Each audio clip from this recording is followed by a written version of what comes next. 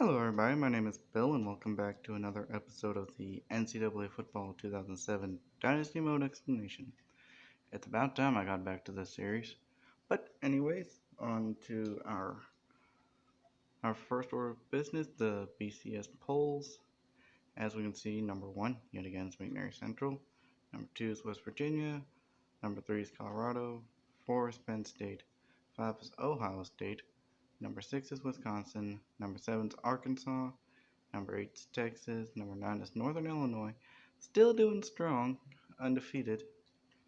Number 10 is Oregon. Number 11 is Auburn. 12 is Minnesota. 13 is Michigan. 14 is Arizona State.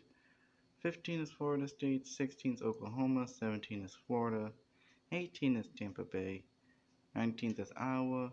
20th is San Diego State. 21st is Tennessee. 22nd is Louisiana Tech. 23rd is Mickey. 24th is North Carolina State. And number 25 is USC. Okay. As we go to the top 25 polls, as you can tell from my previous episode that I did way back in January, that Texas Tech defeated Tampa Bay. Okay, and McNairy Central still sits on top of the Coaches Bowl. West Virginia falls in number 2. Number 3 is Penn State. Number 4 is Colorado State. 5 is Ohio State. 6 is Wisconsin. 7. Wait, did I say Colorado State or Colorado? I think I said Colorado. I'm not going to start this episode over again. So number 4, Colorado. Number 5, Ohio State. Number 6, Wisconsin. Number 7, Arkansas. Number 8, Texas. Number 9, Northern Illinois. Still that one person giving them that first place vote. Number 10 is Michigan. 12 is Minnesota. 12 is Oregon. 13 is Florida State. 14 is Auburn. 15 is Oklahoma. 16 is Arizona State. 17 San Diego State. 18th Florida. Tampa Bay falls all the way down to number 19. 20th is Iowa. 21st is USC. 22nd is Tennessee. 23rd is North Carolina State. 24th is Louisiana Tech. And 25th is Missouri. Now, with the media at number 1, we've got still McNairy Central. Number 2, West Virginia. Number 3, Colorado. Number 4, Penn State. Number 5, Wisconsin. Number 6, Ohio State. Number 7, Texas. Number 8, Northern Illinois, again with that one random first place vote. Number 9, Arkansas. Number 10, Oregon. Number 11, Michigan. 12, Arizona State. 13th is Auburn. 14th is Minnesota. 15th is Florida State. 16th is Oklahoma. 17th is Florida. 18th is Tampa Bay. They didn't fall nearly as far in the coaches as they did in the media. Yeah, just one spot less. 19th is Iowa. 20th is Mickey. 21st is Tennessee. 22nd is Louisiana Tech. 23rd is North Carolina State.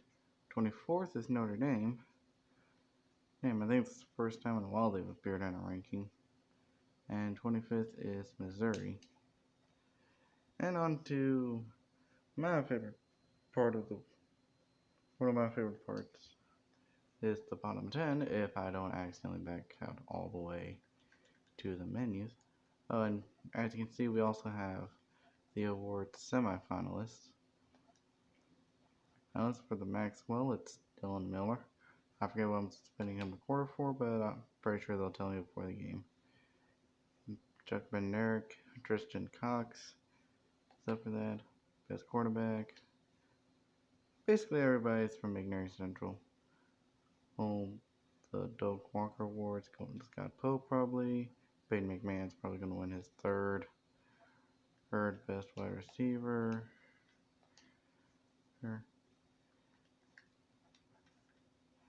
Yeah, his third best wide receiver award. Best tight end's going to Andrew Swaggart. CJ Smith is in the lead for best offensive lineman. Remington's going to Jason Yancey, most likely. Lombardi, Tristan Cox. Brian Ross looks like he's going to win best linebacker. Thorpe Award. Jim Thorpe Award is going to go to Lincoln Mitchell, by the looks of it.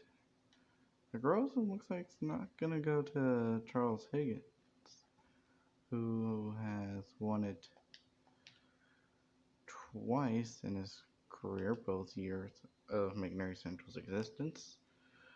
Looks like it might be going to the sophomore of Michael Hall. Maybe it's because of the fact that he's made more field goals. Holes at a higher percentage. Best punters, Gerald Bowling. Granny's only punted the ball 4 times, with an average of 71 yards. If punting the ball 4 times gets you the best punter award, go ahead. Best returner looks like it's competition between McNairy Central boys. And best coach looks like it's going to go to Quincy Gold, or George Pipton, or Adam McLonghorn are the top 3 candidates. As you can see, I'm all the way down to number 12, but I've won the award once already, I believe. So, and Snoop Dogg is up for an award semifinalist. And that's all the award semifinalists. Well, the main people of the semifinalists. And with the bottom 10 this week. And number 1, the team that's taken up presidential number 1 is San Jose State. They have a 16-game losing streak, which I looked up what the longest losing streak in NCAA football history is, and it's 34 games by Northwestern. They're nearly halfway there, which is sad in a virtual game, video game sense, because I don't want to see this team break a real-life record virtually. Number 2, we have Purdue. Number 3 is Kansas. Number 4, I have Boston College, mainly because of the fact that I'm still kind of not up over their surprise bowl appearance last year at 4-8. They're at 2-8 right now. They've matched their loss total from last year. If they can somehow match their win total from last year and still make a bowl game, then they're going to probably keep ending up on this list when they start doing bad. At number 5, we have Washington. Because I think they've had the possibility of doing good this year. They just hadn't had the chance to, although granted a 71-14 beat down by Arizona State doesn't help your confidence, especially when your next opponent is number 12 Oregon. And number 6, we have Connecticut, who have only played 4 conference games, but have only won one of them, and I'm guessing that one was against Rutgers. They held better against West Virginia than Washington did against Arizona State. And number 7, we got Idaho. The reason why I put them at number 7 is because of the fact that they at least have 200 points. They're at least scoring points. Granted, they're letting their opponents score more points, but in the end, they're at least scoring a good amount of points.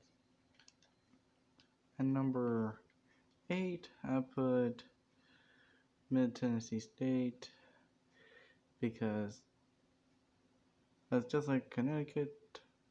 They have only 1 win in their conference, probably against like the other terrible team in their conference. And I don't know if it was against the number 9 team, Louisiana Lafayette, but they're not doing so hot either. Well, it probably was against Louisiana Lafayette, considering they haven't even won a game in their conference. And since I know I'm talking about the madness of the Big Ten later on in this episode, with 5 teams fighting for that championship spot, it's easier to point out the worst team out of the entire bunch, the Illinois Fighting Illini. And now, speaking of that Big Ten madness, let's go to the key games. Normally I do 5, but with that Big Ten madness, I threw in an extra one just for the extra key game. Now, our key games this week, we are starting off with a top 25 matchup between, well, at the time would have been a top 20. Normally I would have talked about this game considering how early on both these two teams played a big factor in the key games several times. But there are bigger stakes right now, and besides, neither one of these two teams are in the running for their division anyways. So, well, I kind of got a bit out of order here, but the first game we're going to talk about is Clemson and Florida State. Florida State has looked virtually unstoppable this year, with their only loss being to McNairy Central back in Week 8, which I can go ahead and show you that. 224-0 drubbing at home, which they will be at against Clemson. And the Tigers have a matchup against the Bobcats in Week 13, but this week it's time to focus on the Seminoles. I think they have a chance to shake out the conference bid if they win, but with the up and down year they're having, they're on a 2-game win streak, but 2-game win streaks don't really help you all that much when you're going up against the now 13th ranked team in the nation. I don't think it's going to be possible for them to upset Florida State at home. So I think it's going to be closer than some people might think. But I think Florida State will be able to pull out the win at home. And our next key game is between number 7 Arkansas and unranked South Carolina. Arkansas is battling to stay alive in the race for a chance to play in the SEC championship game. This week they take on a team who early on looked like they were shoo-in to make it in South Carolina. The Gamecocks may look bad on paper, but again, McNairy Central, they went up against McNairy Central back in week number 4. Final score of that one being 245-0. Jesus, I put no mercy on South Carolina. I showed more mercy to Florida State than I did to South Carolina.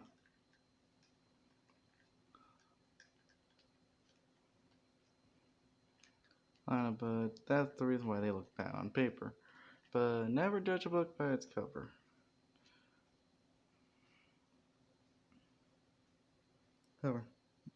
So yeah, they're better on the field than on paper. And Arkansas's got one roadblock this year in Auburn, where they lost to Auburn, one of 4 undefeated teams, along with, of course, McNairy Central, also West Virginia, and surprisingly Northern Illinois. And if they lose this game, they're most likely eliminated from championship contention. I think South Carolina has a chance to upset the Razorbacks at home, because they will be able to stop their running game and force them pass, something that they haven't done well all year long, because you see, 3rd best team rushing, but 106 passing. And last time I checked, to be a good team, you need to be 2-dimensional, not 1-dimensional. The next game here on the list is Ohio against number 9 Northern Illinois. Ohio and Northern Illinois faced off in last year's MAC championship, with the Ohio Bobcats going over. Since then, the Huskies have been on a warpath, being only one of 4 undefeated teams left, as I explained earlier. They even beat Alabama, which is no easy task for a MAC school. And plus, Ohio's been on a losing skid since they lost their bowl game last year and haven't been able to perform as well. I think that Northern Illinois is going to win on the sole purpose that they have all the momentum on their side and they have no possibility of losing because Northern Illinois went to their bowl game, won that game, and have won every single game they've had this year. And the next game is right below this one in Nebraska against Oklahoma. Nebraska hasn't had the best of years. I mean, they're at least above 500, unlike Ohio right now. But are looking to upset a rival and keep them from the Big 12 championship, where Nebraska went to last year but lost to Colorado. Oklahoma's other plans, though, is they hope Texas loses a few games so the Sooners can be one step closer to championship Saturday, because Oklahoma beat Texas. No, wait, Texas beat Oklahoma, and excuse me there. And Nebraska just basically has to hope Oklahoma doesn't win out. The Cornhuskers don't look on favor again because of me going up against them. And I faced off against them in week number 3, 238 to nothing. Nothing, but again, all because they look bad on paper. Don't mean that they are not gonna do good. But I will have to say that it's going to be a high scoring game here. They're going to give the Sooners a good run, but overall I think Oklahoma's going to win this one. And next is what I say is probably the most underrated game of the year. I will get to this game in a second because of all the implications. But I gotta talk about this game right here. UAB against UCF. This Conference USA matchup is highly underrated because winner of this game could easily represent the Conference USA East. Now granted, they'll probably get smoked by Tulsa in the conference in the championship game because also it's not even being aired on TV. Not in Birmingham, not in Orlando, not even in Pensacola. Both the Knights and the Blazers are on losing skids. Blazers have lost 2 straight, Knights have lost 3. But they are determined to make it there. Head coaches Sam Hunt for UAB and Hal Jordan for UCF are prepared for the best of each other and to give the other coach a rough time. Because the UAB does look good offensively, but terrible defensively, which is the opposite of UCF. They look not that good offensively, but they look pretty good defensively. And I think that Sam Hunt and UAB will pull off the victory this week in a game that I say is too close to call. And now, the game that made me add another key game here. Number 11 Minnesota and number 6 Wisconsin. Like I said, normally I stop at 5 games, but with this contest here has some big implications for the Big Ten. Minnesota, Wisconsin, Ohio State, Penn State, and Michigan all have a chance to win the championship. And the knockout stages, I believe, will start here. And let's see. Wisconsin lost to Ohio State back in week 7, which then they ended up losing to Minnesota, which Minnesota earlier in the year lost to Penn State. I know that I remember seeing it somewhere here. Oh, they lost in the same week of the Ohio State Wisconsin game. So let's see, who did Penn State lose to conference-wise though? As we are searching here. Alright.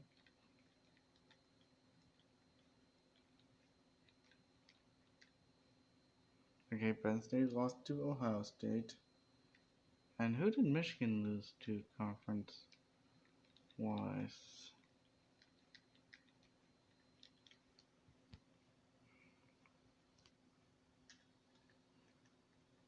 Because this has me really curious.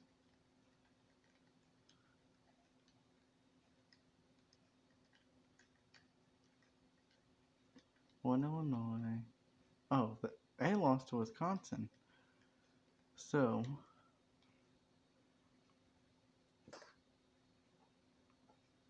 Penn State lost to Wisconsin, who lost to Ohio State, who lost to Minnesota, who lost to Penn State. You can see why this is so confusing. If one of these two teams lose, they are most likely out of championship contention, unless somehow all the other teams end up with a conference loss, bringing Iowa back into the mix, and that's just going to make this a whole bunch of confusion that I don't know the whole algorithm for. I picked Minnesota to win because they were able to stop the Ohio State running game, which was something that I thought Wisconsin was going to do, but they failed to do so. And also forced Wisconsin to pass the ball and cause problems for them all day long because they're the 100th best team in the passing offense, which is no good for a top 6 team. And that is it for this week's episode, and I will see you all next time.